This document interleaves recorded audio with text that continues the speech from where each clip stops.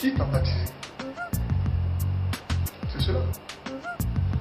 Est-ce que celui qui t'a baptisé est un véritable homme de Dieu? Est-ce qu'il a le mandat du Seigneur? Est-ce que c'est un appelé de Dieu? Est-ce que c'est un élu? Frère, est-ce que l'église dans laquelle tu t'es baptisé est une véritable église du Seigneur? Frère, ma soeur, est-ce que le courant religieux que tu suis est un courant de Jésus-Christ? S'il est prouvé que le courant religieux que tu suis n'est pas un courant de Jésus-Christ, ton baptême est faux. Que l'homme de Dieu qui t'a baptisé n'est pas un homme de Dieu, ton baptême est faux. Que l'église dans laquelle tu t'es fait baptiser n'est pas une église du Seigneur, ton baptême est faux, frère. Ma soeur, qui vous a baptisé? Voici le débat. Mais pour vous endoctriner, les gens envoient le débat ailleurs. On parle d'autre chose. C'est pourquoi on vous dit que vous n'avez pas prêché l'évangile de Jésus-Christ. Quand Paul parle de l'évangile, c'est pas ce que Paul il a écrit là qui dit que ceci, que quelqu'un ne prêche pas ça. Non. C'est-à-dire l'évangile, c'est le mode de vie que Jésus a amené, dont lui parle.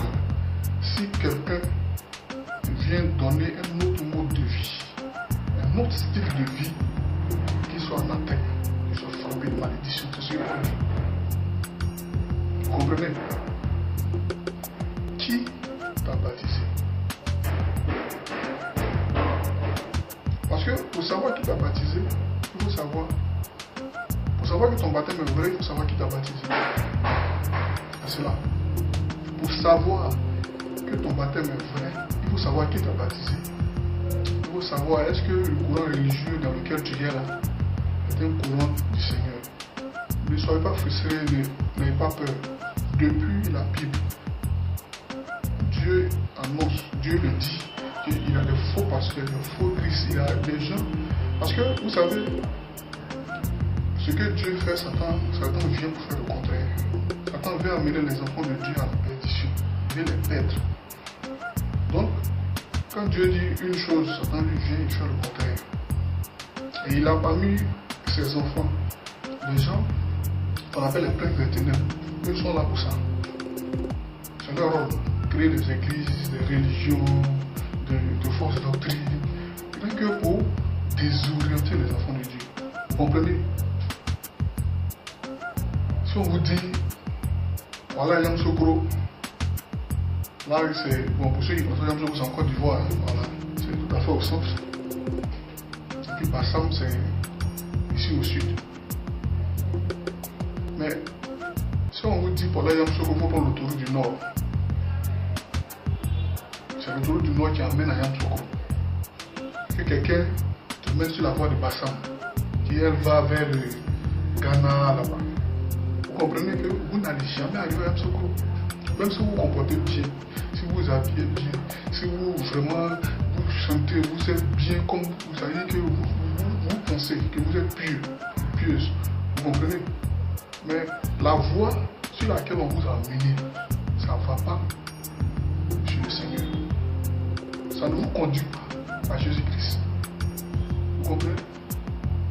Donc, qui vous a baptisé?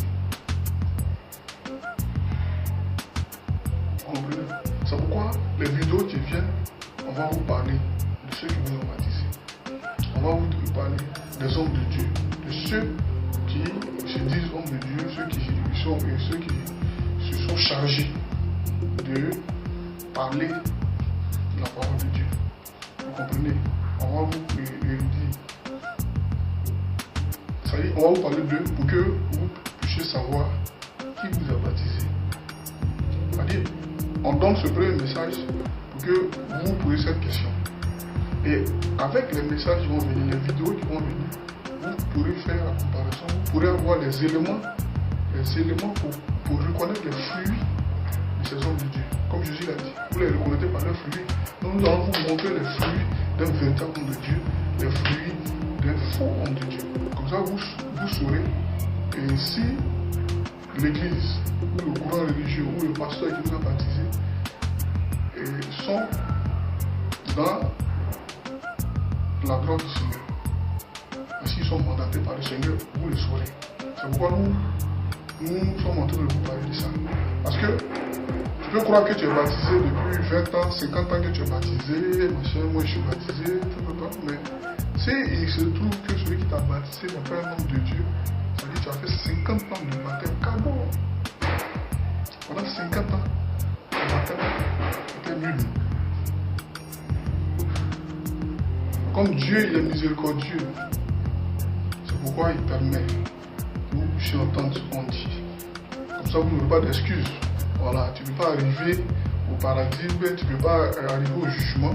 Et puis, tu as dit non que moi, on ne m'a jamais parlé de ça. Moi, j'ai toujours cru que ceux qui m'ont baptisé, là, il suffisait seulement qu'on me baptise. Non, il ne suffit pas seulement qu'on te baptise.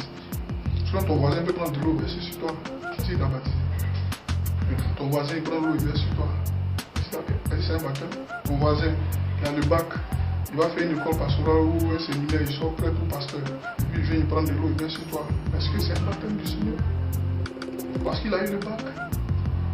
Il allait faire une école pastorale. Un séminaire, il est sorti prêtre, pasteur. Donc il a autorité sur toi, du coup. Il est homme de Dieu. Donc il peut prendre de l'eau, ou bien il peut te mettre dans l'eau, te ramener au nom de Jésus. Vous pensez que dire seulement au nom de Jésus sur quelqu'un comme moi, c'est un baptême?